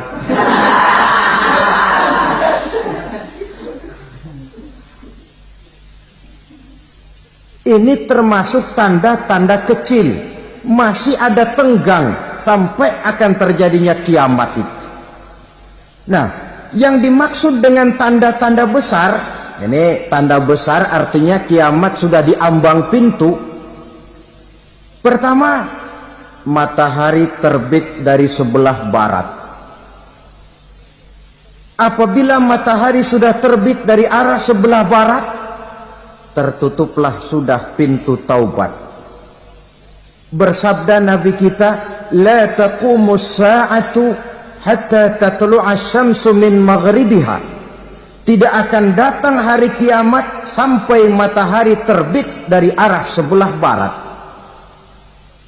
Fa iza tala'at, manakala matahari telah terbit dari arah sebelah barat, wa ra'ahan nasu, manusia banyak menyaksikan itu, amanu ajma'un, mereka pun lalu beriman.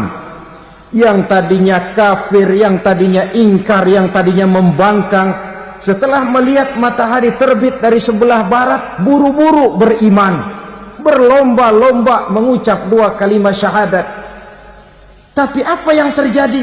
Kata Nabi, wadzalika hina la yanfa'u nafsan imanuha lam takun amanat min qabl. Hari itu adalah hari yang iman sudah tidak berguna lagi bagi seseorang apabila sebelumnya memang dia tidak pernah beriman. Au kasabat fi imaniha khaira, atau beriman tetapi tidak pernah melakukan kebajikan di dalam keimanannya itu. Hari yang sudah kasib, hari yang sudah terlambat, beriman tidak akan ada gunanya lagi. Ini pelajaran buat kita. Sebelum sang surya terbit dari sebelah barat, sebelum nafas sampai di tenggorokan, artinya pintu taubat masih terbuka. Kalau 2 hal itu sudah terwujud, nafas sudah sampai di kerongkongan atau matahari sudah terbit dari arah sebelah barat, tertutuplah sudah pintu taubat. Tak ada lagi gunanya pangkat, jabatan, harta, bahkan beriman pun dalam suasana macam itu too late, kata orang Kulon. Sudah terlambat. Matahari terbit dari arah sebelah barat, itu tanda besar, artinya kiamat sudah di ambang pintu. Lalu apalagi tanda besar? Munculnya Dajjal. Dajjal artinya pendusta-pendusta yang menyesatkan manusia. Ada 2 macam Dajjal, saudara. Ada Dajjal kecil, ini Dajjal kelas teri. Kalau ini sejak zaman Rasulullah sudah ada itu. Tiap zaman ada. Di zaman Rasulullah misalnya ada yang bernama Aswad al-Unsi dari Yaman. Ada yang namanya Musailamah al-Kazzab dari Yamama. Ada yang namanya Ibnu Sayyad dari Madinah. Ini Dajjal-Dajjal di zaman Rasul. Musailamatul Kazzab memproklamirkan diri jadi nabi dia. Di zaman Rasul masih hidup. Ini Dajjal zaman Nabi. Di zaman sahabat muncul Dajjal-Dajjal.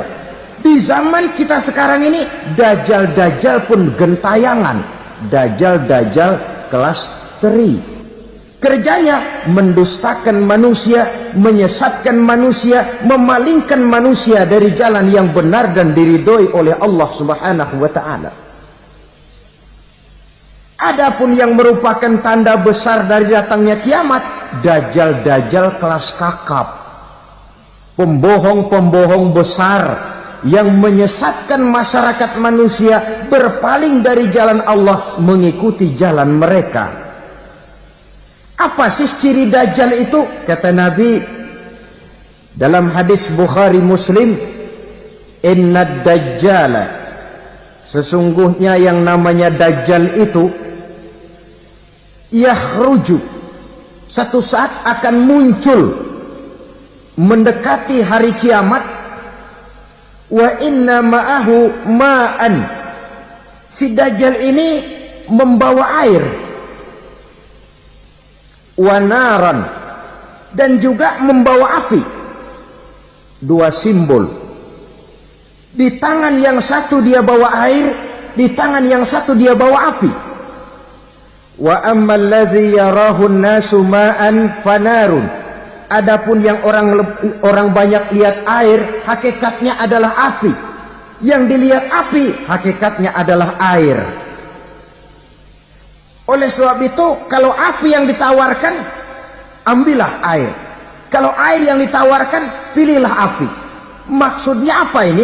Ini bahasa simbol, saudara-saudara. Dajjal bicaranya seolah-olah untuk kepentingan manusia, menawarkan surga. Surga yang dia tawarkan hakikatnya neraka. Hai manusia, kalau kau mau bahagia, jangan dekat-dekat dengan agama. Solat itu tidak efektif dan efisien, tidak produktif dari segi ekonomi itu.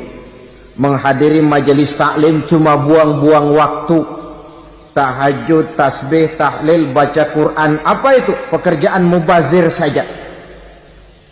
Hidup ini cuma sekali, masa yang cuma sekali, manfaatkan dengan sebaik-baiknya. Mumpung, dibawanya sifat mumpung tetapi dalam pengertian yang sangat negatif. Bicaranya seolah-olah untuk kepentingan manusia, tetapi sebenarnya menjerumuskan manusia. Menawarkan air tapi sebenarnya api, menawarkan api tapi hakikatnya air. Buat apa kamu sholat? Buat apa kamu bayar zakat? Buat apa kamu puasa? Surga yang dicanangkan Dajjal hakikatnya neraka. Neraka yang digambarkan Dajjal pada dasarnya adalah surga. Jadi memutarbalikkan fakta itu kerjaan Dajjal. Yang hak jadi batil, yang batil dibilang hak, yang benar jadi salah, yang salah malah jadi benar. Tuntunan disuruh jadi tontonan, tontonan malah menjadi tuntunan. Itu pekerjaan Dajjal profesinya. Zamannya Nabi Adam, Dajjalnya kan iblis. Betul? Betul. Apa sih dan kerayuan iblis itu? Allah setelah menciptakan Nabi Adam kan bilang, Adam, kau dan istrimu Hawa tinggal di surga ini. Seluruh fasilitas yang ada di surga persilahkan kau nikmati. Satu yang tidak boleh, jangan coba-coba dekati pohon khuldi. Dekat saja jangan, apalagi sampai memetiknya. Datang Dajjal yang namanya iblis ini. Adam, kamu tahu nggak kenapa tidak boleh makan buah khuldi? Ya nggak tahu, pokoknya saya dilarang. Bodoh kamu Dam. Khuldun artinya kekal. Kalau kamu makan itu buah, kau akan kekal di surga buat selamanya. Allah tidak kepengen, maka dilarang kamu makan buah khuldi. Kalau kau ingin kekal di surga Adam, makan saja. Saya bicara begini ini untuk kepentingan kamu Adam. Ini kan ciri-ciri Dajjal. Bicaranya sih seolah-olah untuk kepentingan Nabi Adam, hakikat sebenarnya menjerumuskan Nabi Adam supaya ingkar dan melanggar larangan dari Allah Subhanahu wa ta'ala. Jadi setelah muncul Dajjal, timbul kekacauan-kekacauan di masyarakat. Banyak yang terpengaruh, terpedaya dan terpesona. Termasuk mereka yang memproklamirkan diri jadi nabi. Mereka yang memproklamirkan diri jadi rasul di zaman sesudah Rasulullah wafat, itu adalah Dajjal-Dajjal. Maka saya ingatkan, kalau di zaman kita sekarang ini ada orang ngaku jadi nabi, ada orang ngaku jadi rasul, biar bahasa Arabnya kental,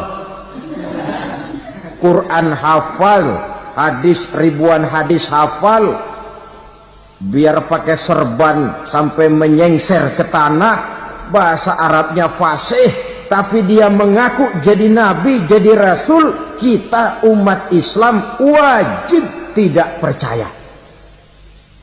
Wajib untuk tidak percaya. Itulah Dajjal-Dajjal zaman kita sekarang ini. Tidak mustahil mereka datang mempengaruhi orang-orang awam supaya berpaling dari Rasulullah, mengikuti mereka.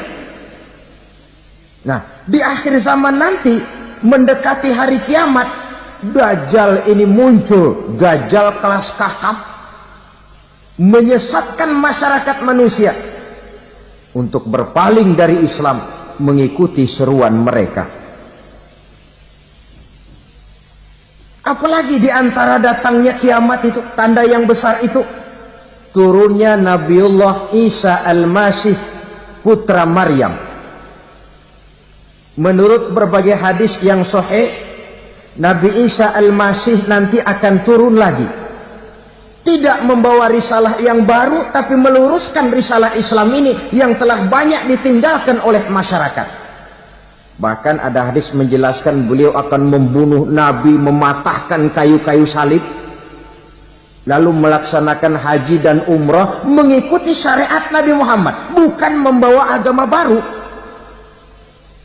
Menjadi semacam mujaddid, reformer, menyelamatkan manusia dari bisikan Dajjal. Bahkan ada riwayat yang menjelaskan bahwa Nabi Isa berhasil mengalahkan Dajjal, mengembalikan masyarakat manusia kembali kepada ajaran Islam yang datang dari Allah, dibawa oleh Rasulullah sallallahu alaihi wasallam. Dengan kata lain, turunnya Nabi Isa bukan sebagai nabi dan rasul baru, tetapi mengikuti syariat Nabi kita Muhammad sallallahu alaihi wasallam. Saudara hadirin, ibu-ibu hadirat yang saya hormati, kemudian apalagi di antara tanda-tanda besar akan datangnya kiamat itu? Keluarnya asap atau awan. Kata Nabi, inna min asrati sa'ah dukhanan yamla'u ma bainal masyriqi wal maghrib. Di antara tanda-tanda kiamat munculnya awan atau asap yang memenuhi antara langit dan bumi. Ini pun diperkuat dalam surah Ad-Dukhan ayat 10. Fartaqib yauma ta'ti as-sama' bidukhanin mubin fayughshan nas hadza azabun alim. Bagi orang-orang yang beriman, mereka biasa-biasa saja. Tapi bagi orang kufur, datangnya asap dan awan ini merupakan azab yang kelewat pedih. Barangkali sedikit mendekati gambaran tentang azab yang pedih ini, saya ingatkan alam pikiran kita kepada peristiwa yang belum lama terjadi. Pernah dengar berita bocornya reaktor nuklir di Chernobyl, Uni Soviet? Pernah dengar? Bocornya reaktor nuklir di Chernobyl yang mengakibatkan ratusan bahkan sangat mungkin ribuan nyawa. Cuma satu reaktor. Bagaimana kalau seluruh cadangan nuklir yang dimiliki oleh para negara adikuasa ini diledakkan? Bahkan yang konon menurut catatan, cadangan nuklir yang dimiliki bersama oleh Amerika dan Rusia sekarang ini sudah sanggup memusnahkan 6 miliar manusia. 1,5 kali lebih banyak dari jumlah manusia yang nongkrong di permukaan bumi ini.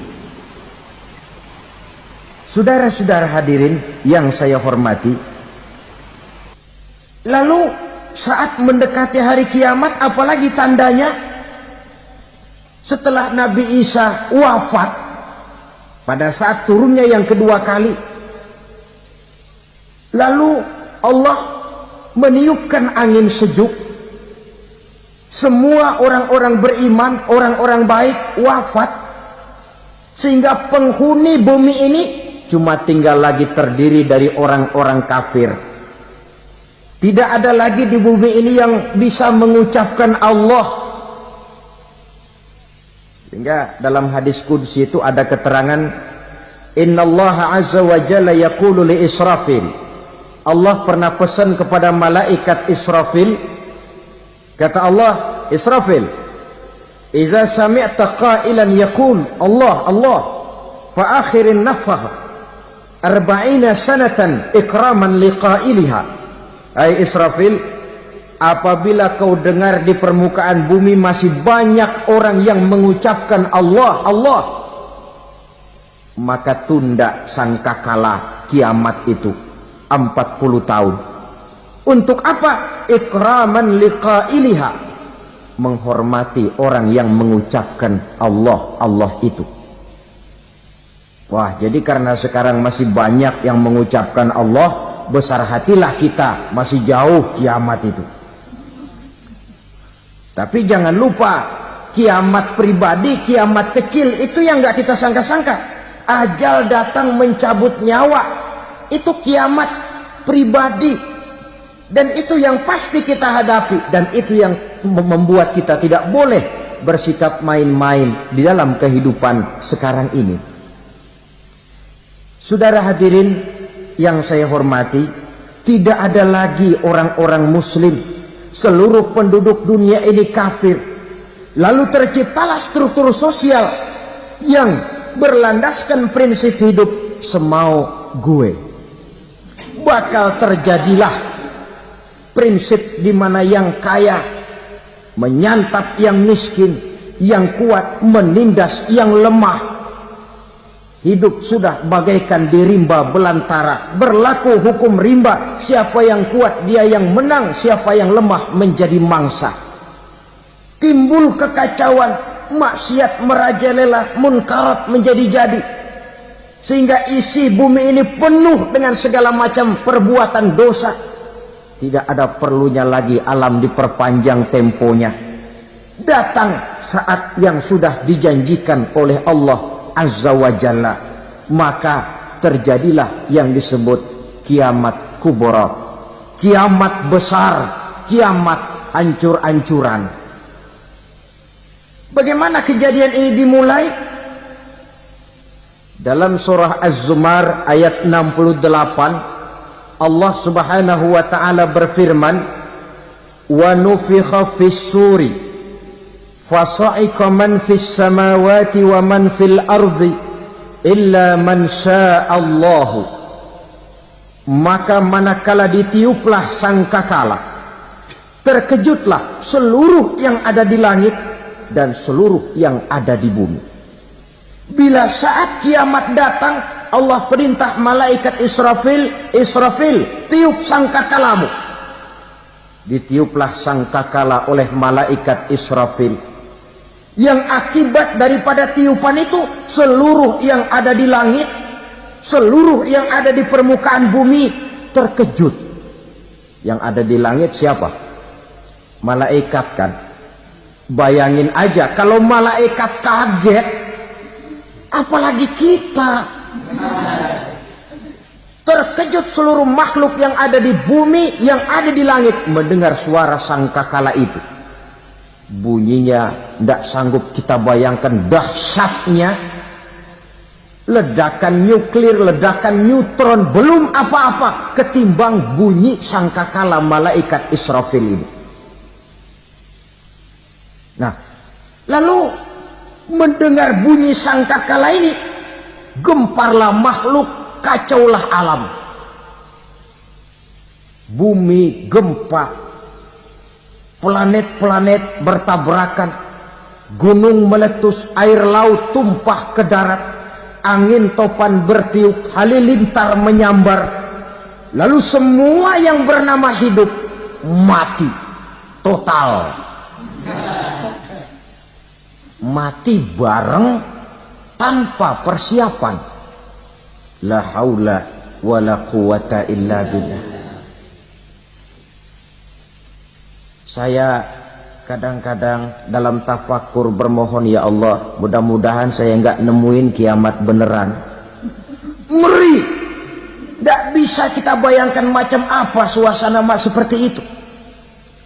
Allah saja banyak memberikan gambaran, misalnya Al-Qari'ah, wa mal qari'ah, wa ma adraka mal qari'ah. Kejadian yang menggemparkan. Tahukah kamu apa kejadian yang menggemparkan itu? Yauma yakunun nasu kal farasil mabsus wa takunul jibalu kal ihnil manfus. Pada saat itu manusia berterbangan bagai kupu-kupu. Gunung berterbangan seperti kapas ditiup angin. Gunung saja macam kapas, konon lagi manusia. Kematian total, mulai semut sampai gajah mati, jin mati, iblis mati, malaikat mati. Malaikat saja mati. Saudara hadirin yang saya hormati, kematian total yang tanpa persiapan. Orang bilang, Pak, kalau mati bareng begitu yang repot malaikat maut dong ya. Cabut sana, cabut sini. Itu kalau menurut logika kita.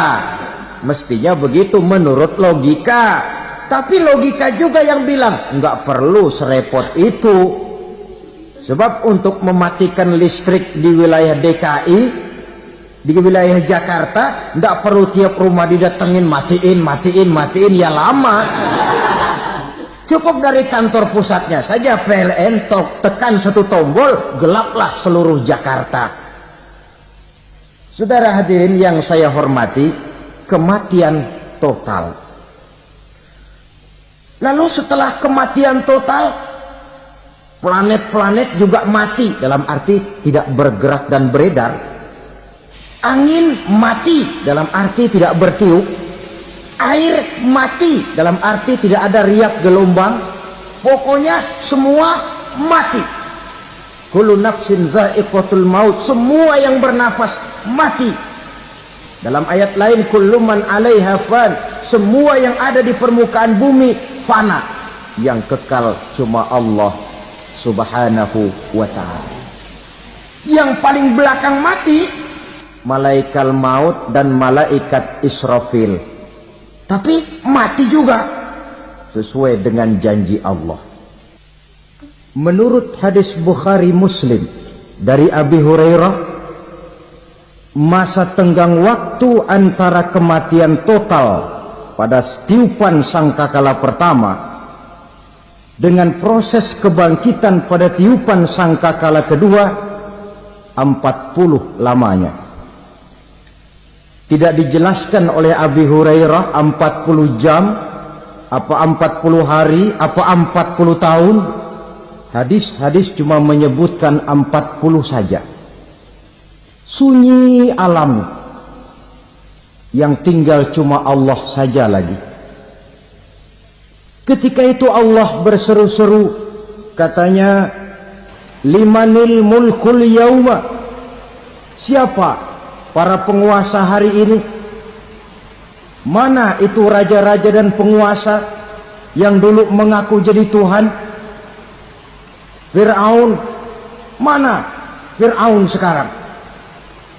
Yang dulu jadi raja, merasa berhasil, sombong, lalu tidak mau turun-turun dari kekuasaannya, sampai kepada puncak kekurang ajarannya mengangkat diri jadi Tuhan. Mana itu Fir'aun? Namrus, mana sekarang Namrus? La ilaha illa ana, ternyata tidak ada Tuhan lain selain daripada aku, kata Allah. Proses kemudian, saudara-saudara, turunlah hujan dari langit. 40 lamanya hujan itu. Tidak jelas juga 40 jam apa 40 hari. Setelah air turun membasahi, datanglah tiupan sangkakala yang kedua. Semua yang bernama mati bangkit dari kuburnya masing-masing. Ini yang disebut Yaumul Ba'thi, hari kebangkitan. Allahu Akbar. Pada saat kita bangkit dari kubur kita masing-masing, kumpul di padang mahsyar namanya. Bayangin aja, saya sendiri nggak sanggup bayangin.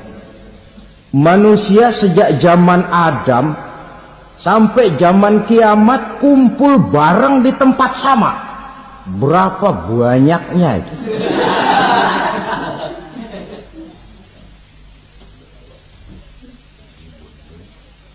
Dan yang luar biasa, menurut satu riwayat, pada saat bangkit itu, Masya Allah, roman muka kita berubah, disesuaikan dengan amalan kita waktu di dunia ini. Barang siapa yang waktu di dunia amalannya itu amalan tikus, di akhirat nanti dia bangkit dari kubur, mukanya seperti muka tikus. Gagah betul badannya, tapi mukanya seperti tikus.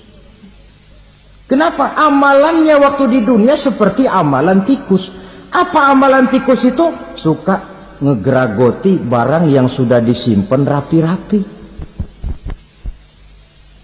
Orang sudah simpan uang rapi-rapi, simpan perhiasan rapi-rapi, digeragoti oleh tikus. Maling-maling, pencoleng-pencoleng, koruptor-koruptor, itu nanti di akhirat nanti kita lihat mukanya seperti muka tikus. Oh ini waktu di dunia suka nyolong, hanya seperti muka tikus. Barang siapa yang waktu di dunia ini amalannya itu amalan macan, dia akan bangkit nanti mukanya seperti muka macan. Apa amalan macan? Macan itu amalannya menang-menangan. Orang yang mau menang saja nggak mau mengalah. Coba lihat di hutan, kenal hutan nggak? Di hutan, raja hutan di mana-mana pasti macan, betul kan? Betul. Padahal hutan belum pernah bikin pemilihan umum. Tapi macan tidak peduli ada pemilihan umum apa tidak, pokok saya raja. Sebab apa? Macan jadi raja itu bukan karena benar, tapi karena kuat jadi raja. Setelah dia jadi raja, rakyat hutan yang mesti dilindungi malah dimakan oleh raja macan. Kambing rakyat hutan dimakan oleh macan. Ayam rakyat hutan dimakan oleh macan. Itu nanti kita lihat di akhirat itu mukanya seperti muka macan, gagah betul. Lalu barang siapa yang di dunia ini amalannya itu seperti amalan anjing, nanti dia punya muka seperti muka anjing. Apa amalan anjing? Pertama, anjing itu kalau disuruh jaga rumah, dia tidak bisa membedakan mana maling mana tamu. Biar yang datang maling, kalau bawa tulang, anjing kalem. Yang kedua, anjing itu akan setia kepada siapa saja yang memberinya roti. Siapa yang memberinya roti, itulah majikannya. Apa kata majikannya, pasti dia laksanakan. Soal benar atau salah, dia tidak peduli. Setelah anjing dapat roti, dia tidak punya pilihan lain kecuali bilang, abdi mah kumaha juragan wae ayeuna mah.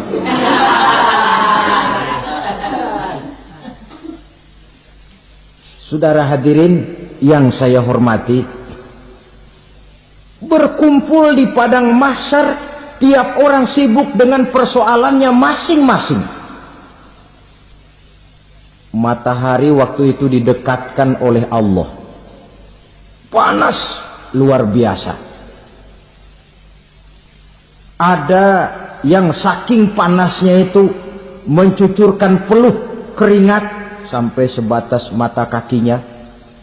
Ada yang keringatnya sampai sedengkulnya, ada yang keringatnya sampai sepusatnya, ada yang keringatnya mengalir sampai sebahunya. Ada yang kelelap oleh keringatnya sendiri, sementara orang di sampingnya nggak apa-apa. Bergantung lagi amalan dia waktu di dunia ini. Saudara-saudara, sebagian orang dalam kepanikan padang mahsyar berombong-rombong datang mereka menghadap Nabi Adam. Ya Adam, anta abal bashar. Hai Adam, Tuhan adalah bapak moyang manusia. Kami sebentar lagi akan disidang, dimintakan pertanggungan jawab. Tolonglah kami, hai Adam. Kata Nabi Adam, jangankan nolongin sampean, saya sendiri tanggung jawab di hadapan Allah. Ketika dulu tidak boleh makan khuldi, saya serobot. Sudahlah, urus diri masing-masing saja, nafsi. Begitu kata Nabi Nuh, begitu kata Nabi Ibrahim. Tiap orang bertanggung jawab sendiri-sendiri. Ketika itulah saudara-saudara, nikmatnya menjadi umat Nabi besar Muhammad sallallahu alaihi wasallam. Sebab apa? Walaupun menurut abjad kita ini umat paling belakang, kan paling belakang kita ini toh, karena Nabi Muhammad adalah Nabi akhir. Tapi akan dihisap lebih dulu, lewat di atas sirat lebih dulu, masuk surga lebih dahulu ketimbang umat-umat belakangan. Ketika Rasul mendekati ajal, beliau tanyakan itu kepada malaikat Jibril. Malaikat Jibril berkata, Muhammad jangan khawatir, Allah sudah berjanji, inni haramtul jannata ala sairil anbiya hatta tadkhulaha anta, wa haramtuha ala sairil umami hatta tadkhulaha ummatuka. Surga aku haramkan buat seluruh nabi kecuali kalau engkau Muhammad sudah masuk ke dalamnya. Dan surga aku haramkan buat seluruh umat kecuali kalau umatmu Muhammad sudah masuk ke dalamnya. Logikanya, walaupun menurut abjad kita umat paling belakang, bakal dihisab paling dulu, lewat di atas sirat paling dulu, masuk surga paling dulu, kalau mampir ke neraka juga paling dulu. Ya resiko. Jangan mau enaknya aja paling dulu. Saudara hadirin yang saya hormati, setelah masa kebangkitan itu jangan dikira begitu bangkit langsung diperiksa. Masih menunggu menanti ribuan tahun perhitungan padang mahsyar untuk sampai kepada proses yang disebut yaumul hisab, hari perhitungan. Seorang demi seorang bakal dipanggil. Bayangkan saja, kita se-RT saja di absen, kadang-kadang perlu waktu lama. Ini manusia sejak zaman Nabi Adam sampai datang hari kiamat, satu demi satu disidang di hadapan Qadhi Rabbul Jalil. Status sosial copot sudah waktu itu. Yang pernah jadi hartawan di situ tidak lagi kelihatan kehartawanannya. Yang pernah jadi jenderal tidak lagi dipanggil jenderalnya. Yang ustadz tidak lagi dipanggil al-mukarramnya. Seluruh status sosial selesai. Dipanggillah kita seorang demi seorang menghadap Qadhi Rabbul Jalil. Bagaimana proses penghisaban itu? Pertama, proses tanya jawab. Di antaranya ada hadis menyatakan lan tazula qadama 'abdin yaumal qiyamah hatta yus'ala an arba'i khisalin. Besok di hari kiamat tidak akan bergeser telapak kaki seorang hamba sampai dia ditanya lebih dulu tentang 4 persoalan. Tentang ilmunya, kemana ilmu itu diamalkan. Tentang umurnya, di mana umur itu dihabiskan. Tentang masa mudanya, kemana masa muda itu dipakai. Tentang hartanya, dari mana harta itu didapat dan kemana harta itu dibelanjakan. Ini termasuk proses tanya jawab. Jadi kalau istilah pengadilan dunia, nama Fulan bin Fulan. Kamu waktu di dunia diberikan umur panjang untuk apa? Pernah mengalami masa muda, kemana kau habiskan masa remajamu? Kau diamanahkan ilmu, dengan apa ilmumu kau amalkan? Kau diberikan harta, dari mana harta kau dapat, kemana kau belanjakan? Tak seorang pun yang bisa mungkir. Sebab apa? Dikala itu yang menjadi saksi bukan orang. Yang menjadi saksi adalah seluruh anggota badan kita. Tangan bicara, kaki jadi saksi terhadap seluruh amalan yang pernah kita kerjakan pada saat kehidupan di alam dunia ini. Selesai proses tanya jawab, lalu diperlihatkan buku catatan kita waktu hidup di dunia ini. Jangan lupa Allah itu menyiapkan 2 superkomputer kepada kita. Sebelah ditempelin sebelah kanan, yang sebelah tempelin di sebelah kiri. Komputer itu namanya Raqib dan Atid. 2 malaikat yang apabila baik kita lakukan, refleks saja akan menulis kebajikan kita. Jahat kita kerjakan, akan tertulis. Catatan itu nanti diperlihatkan kepada kita. Waduh, alangkah malunya pada saat diperlihatkan catatan kita, buku rapot kita merah melulu. Barangkali diperiksa sambil diomelin, brengsek lo. Buku merah melulu begini, bagaimana waktu hidup di dunia? Tidak cukup diperlihatkan buku catatan kehidupan, rekaman kehidupan.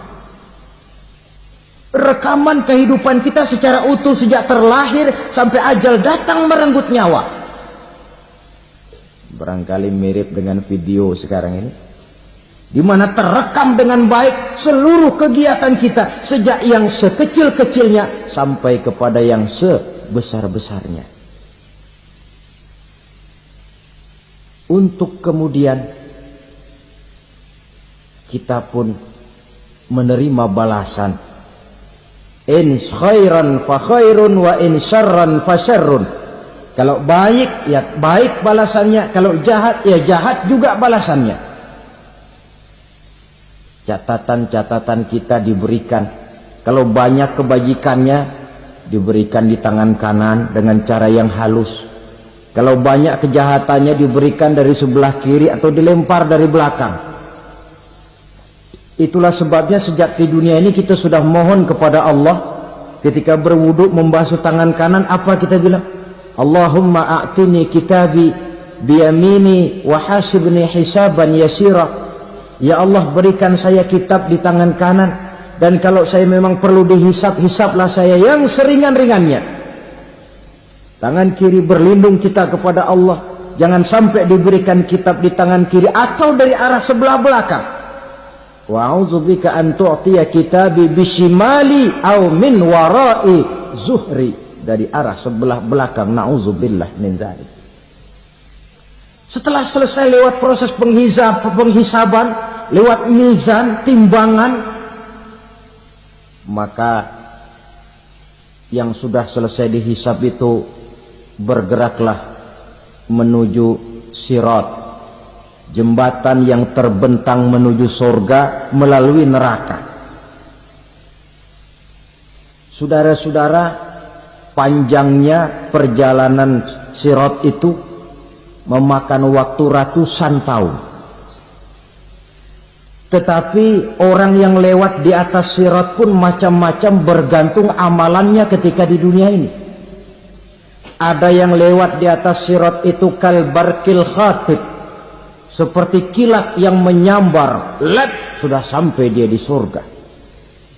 Cepat bukan main. Ada yang lewat di atas sirat itu seperti orang lari-lari. Ada yang lewat di atas sirat itu seperti orang jalan biasa. Ada yang sambil merangkak, ada yang sambil ngesor, ada yang sambil gelayutan.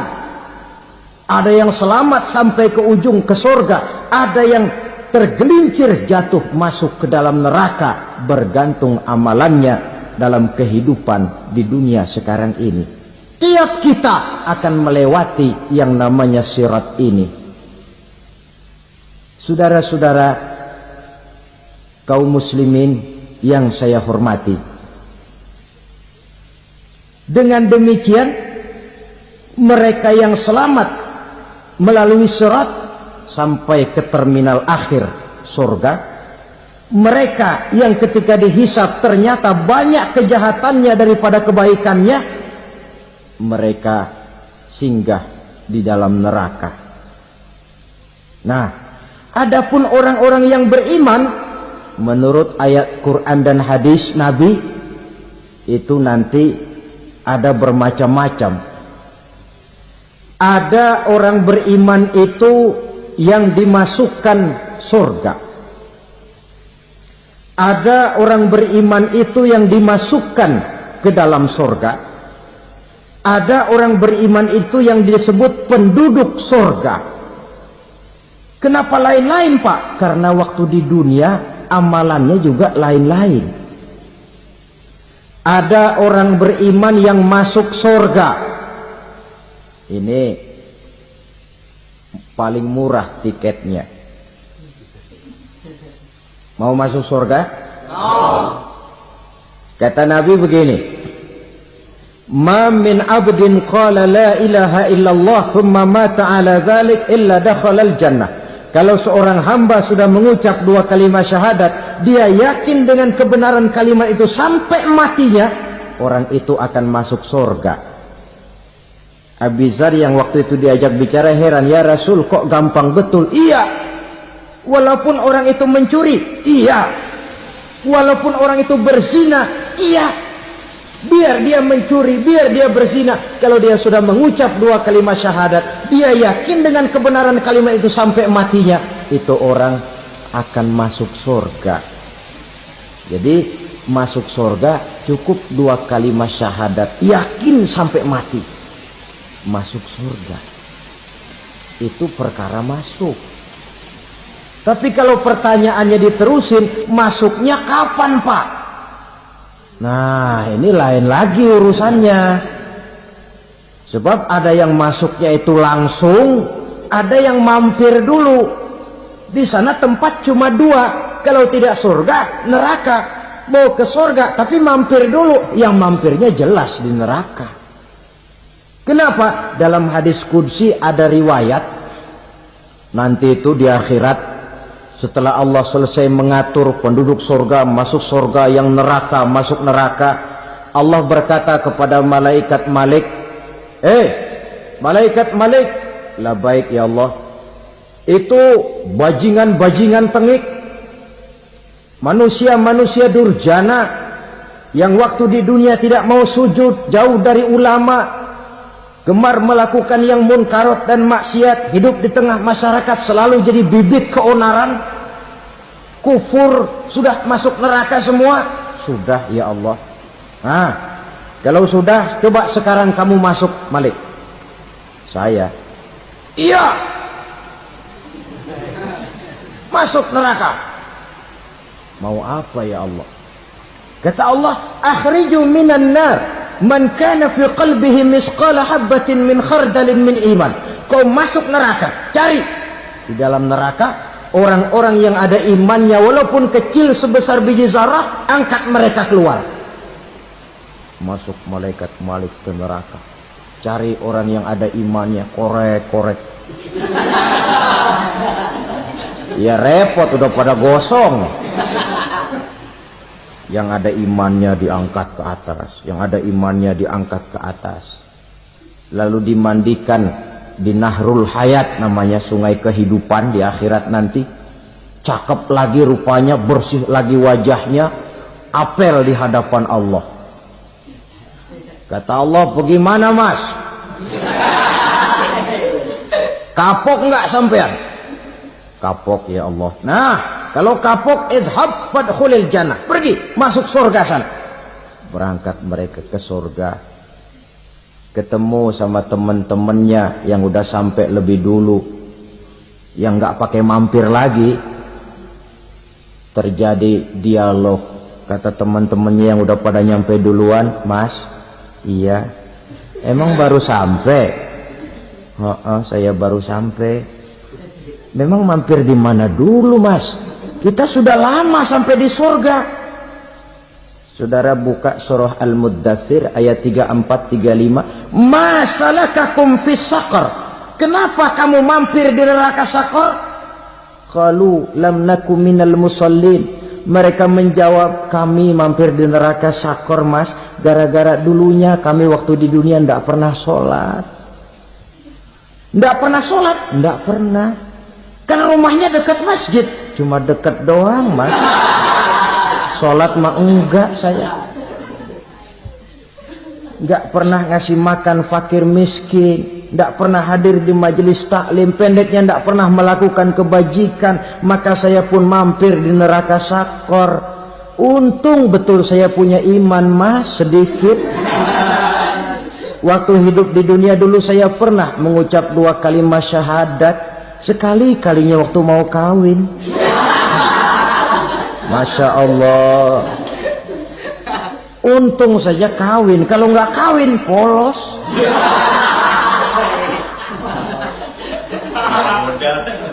Itu juga pengulu sudah setengah mati ngajarin. Asyhadu alla, asyaduaan, asyaduaan.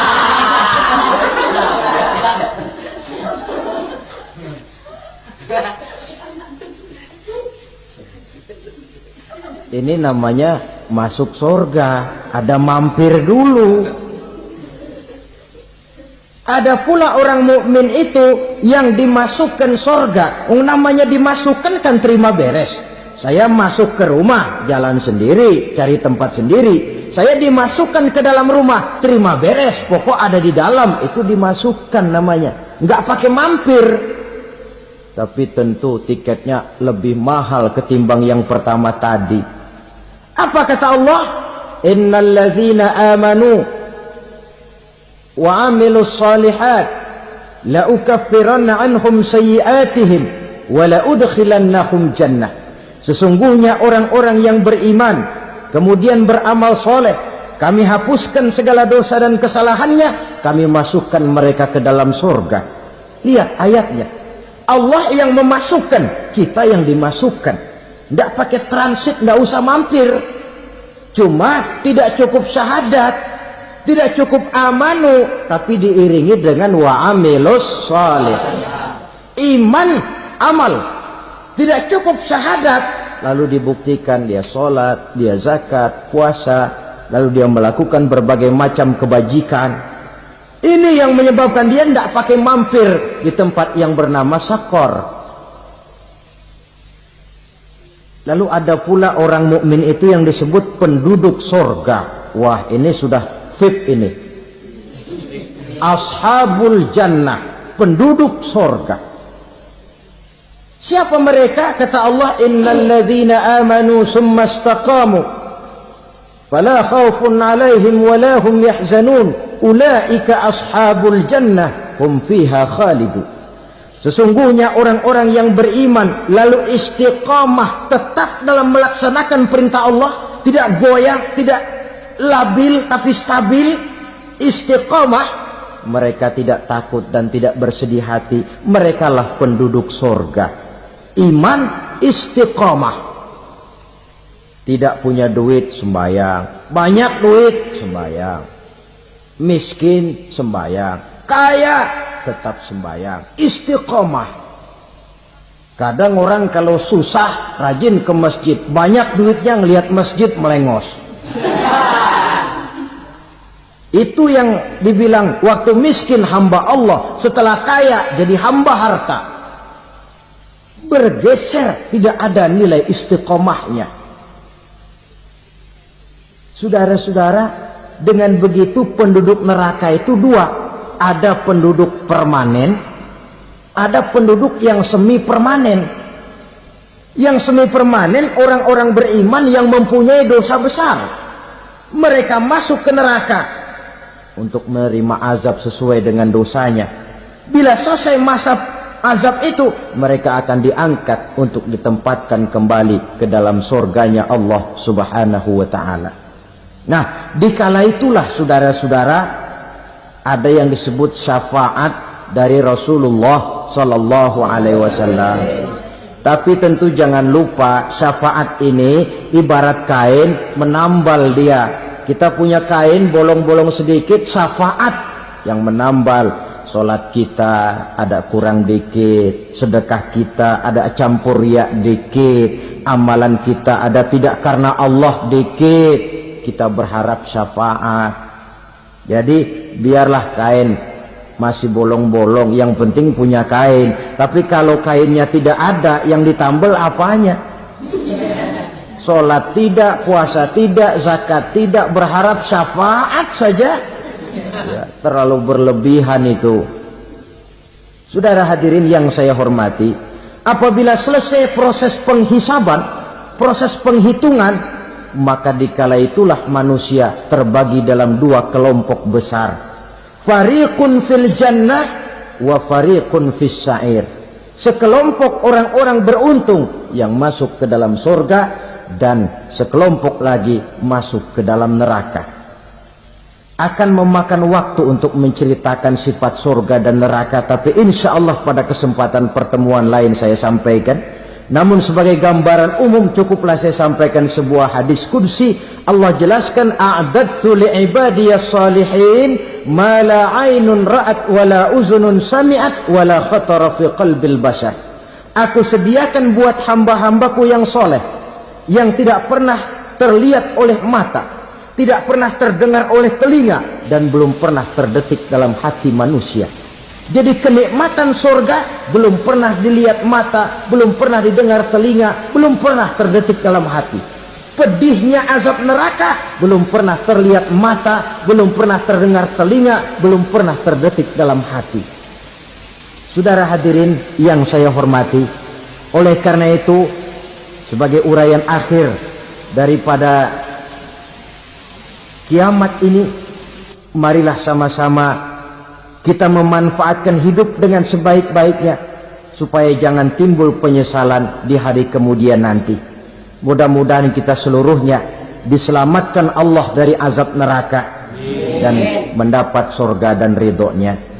Sekian dan demikianlah pertemuan kita kali ini. Terima kasih banyak atas segala perhatian.